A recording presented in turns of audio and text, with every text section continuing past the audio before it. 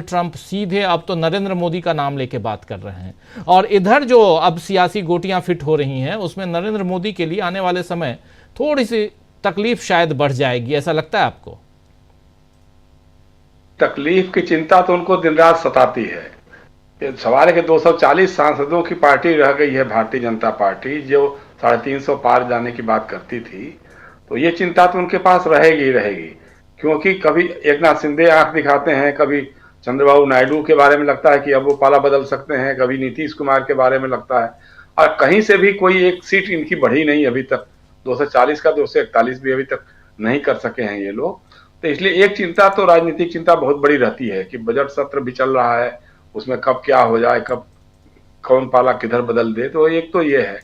दूसरी बात सबसे बड़ी, आप कल्पना कीजिए ना कि जिस ट्रंप के बारे में इतने दावे करते थे मोदी जी, हेलो ट्रंप और हेलो माय फ्रेंड डोनाल्ड और सब कुछ बोलते थे, उसने उनके मुंह पे इतने बड़े तमाचे मारे। मतलब सबसे पहले तो उनको उनकी हैसियत बता दी कि भाई देख, तुम सुगरू होगा चाहे डंकापति होगा, लेकिन मैं तुमको अपने शपथ ग्रहण में नहीं बुलाऊंगा, बाकी सबको बुला लूंगा, तुमको नहीं बुलाऊंगा। एक तो ये तमाचा मार दिया।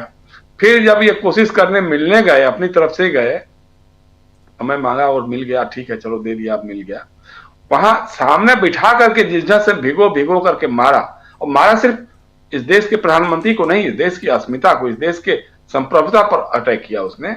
और जिस ढंग की बातें करी, समझ में नहीं आ रहा मोदी जी को करें क्या, क्या करें। जिसको इतना मित्र बता रहे थे वो इस तरह की बातें कर रहा है। अभी राहुल बता रहे थे कि साहब वो ला नहीं सके, वो हथकड़ी बेड़ियों में, और कोलंबिया, हमने भी वही बात कही थी। इसलिए नहीं ला सके क्योंकि आप लाएंगे कैसे? आपने अपने सारे जहाज तो बेच दिए हैं, आपने अपनी पूरी एयरलाइंस तो बेच दी है। एयर इंडिया तो अब टाटा की हो गई है, अब आपकी एयर इंडिया क्यों सुनने वाली है?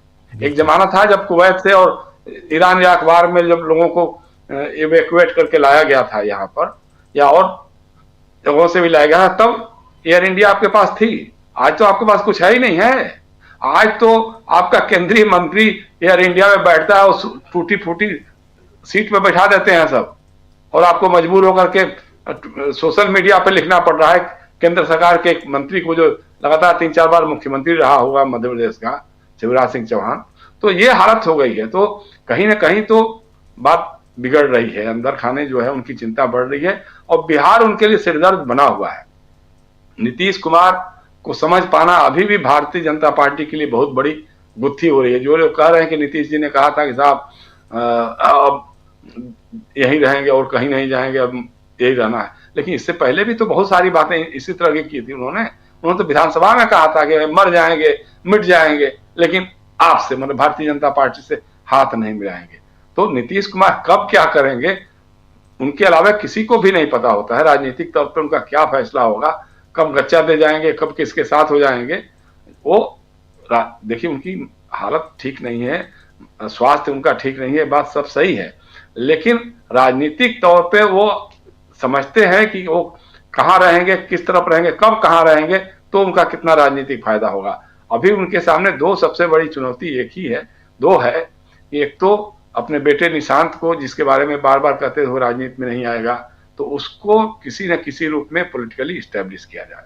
दूसरा ये कि मुख्यमंत्री बनने का एक रिकॉर्ड कायम किया जाए पूरे देश भर में, क्योंकि अभी तक जो ज्योति बाबू का रिकॉर्ड रहा है, या ज्योति बसु का, या और किसी का हो, तो उसके अलावा ऐसा रिकॉर्ड और किसी के पास न दिखाई दे। इसलिए एक टर्म और अगर उनको मिल जाए, अब चाहे उधर से मिल जाए चाहे इधर से मिल जाए, क्योंकि उनको मालूम है कि वो उधर रहेंगे तो भी उनका करेंगे कुछ, इधर आ जाएंगे तब तो फिर कोई बात ही नहीं है, तब तो भारतीय जनता पार्टी नाक रगड़ के रह जाएगी, तब भी नहीं जीत सकती है। क्योंकि जो सामाजिक समीकरण है वो नीतीश कुमार के जनता दल यू और राष्ट्रीय जनता दल और वाम दलों के साथ है, कांग्रेस के साथ है। अगर एकजुट होकर के ये लोग आ गए तो फिर बीजेपी 40-50 सीटों पे जाकर सिमट जाएगी, उसमें बहुत बड़ी बात नहीं है। लेकिन अभी जो हालात हैं, जिस ढंग से बिहार में भी बढ़ी है, समस्याएं बढ़ी हैं लोगों, परीक्षार्थियों में, जो नौजवानों में, इधर प्रशांत किशोर भी लगे हुए हैं, अपने खेल में लगे हुए हैं, उनको कौन फिनांस कर रहा है, किसके इशारे पे वो चल रहे हैं, सारा उनका काम हो रहा है, ये लोग भी जानते तो हैं, लेकिन फिर भी वो डेंट कर रहे हैं। अभी 4 विधानसभाओं के जो चुनाव हुए थे उसमें उनको 10% तो वोट मिल गया था, तो कहीं ना कहीं वो भी अपना खेल करेंगे ही करेंगे। अब वो बीजेपी का खेल बिगाड़ेंगे कि बीजेपी के लिए खेल करेंगे, ये समझना अभी बाकी है। लेकिन नीतीश कुमार अभी भी बिहार की राजनीति में मेरे ख्याल से एक अहम किरदार बने रहेंगे। और अगर, जैसे मैं बार बार कह रहा हूं, देखिए कांग्रेस को लोकसभा के चुनाव में विधानसभा के चुनाव की अपेक्षा ज्यादा समर्थन मिला था, अभी जो पिछला लोकसभा चुनाव हुआ था। तो अगर उसके आधार पर, लेकिन अगर अड़ियल रुख अपनाया है कांग्रेस ने भी या राष्ट्रीय जनता दल ने भी, ये फार्मूला अगर तय हुआ कि नहीं साहब जो जीतेगा उसको टिकट मिलेगा, चाहे वो आरजेडी का हो, चाहे कांग्रेस का हो, चाहे वाम दल का, तब तो बात चलेगी। लेकिन अगर ये कि नहीं साहब हमको तो इतनी सीटें देनी ही पड़ेंगी, अगर ये चला और गठबंधन टूट गया तो फिर तो मेरे ख्याल से थोड़ा दिक्कत इनके लिए भी रहेगी। लेकिन अभी की तारीख में जो मैं बार बार कहता हूं कि अगर ईमानदारी से गठबंधन हुआ और उस ईमानदारी से उसका पालन भी हुआ, क्योंकि अगर ये दिमाग में हो कि साहब हमारे लोग ज्यादा जीत जाएंगे तो हम कुछ कर लेंगे और उनके लोग हार जाएंगे तो हमारा वर्चस्व बढ़ेगा या हमारी राजनीति तेज होगी, ये सोच थोड़ी सी बदलनी तो पड़ेगी। अगर आपको गठबंधन राजनीति में रहना है तो एक ईमानदारी से उस पर काम करना होगा, अमल करना होगा। और कहीं ना कहीं एक बार मैं बार बार कहता हूं कि इंडिया अलायंस एकजुट दिखना चाहिए।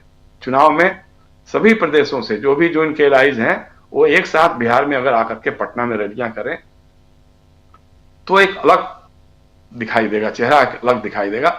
जो चेहरा अभी लोकसभा में दिखाई देता है, संसद में, राज्यसभा में दिखाई दे रहा है, जो मिला जुला, उसी तरह का चुनाव की राजनीति में भी इंडिया अलायंस को एक बार एक साथ बैठना पड़ेगा। भले महाराष्ट्र का कोई लेना देना नहीं, एनसीपी का कोई लेना देना नहीं है, लेकिन बिहार की राजनीति में उनकी राय भी ली जानी चाहिए। करुणानिधि के बेटे स्टालिन का भी लेना चाहिए, राय लेनी चाहिए, और मिलजुल करके कोई एक फैसला होगा। और एकजुट चेहरा अगर दिखाई दिया तो मुझे लगता है कि जो लोकसभा में दुर्गति हुई है भारतीय जनता पार्टी की, उससे बड़ी दुर्गति बिहार में होनी दिखाई देती है। जी राजीव। बिल्कुल बिल्कुल, आप सही कह रहे हैं। बिहार में अभी चुनाव से पहले बहुत सियासत बाकी है, और उससे पहले क्या एक सवाल यहाँ बार बार उठाया जा रहा है, और सवाल ये है कि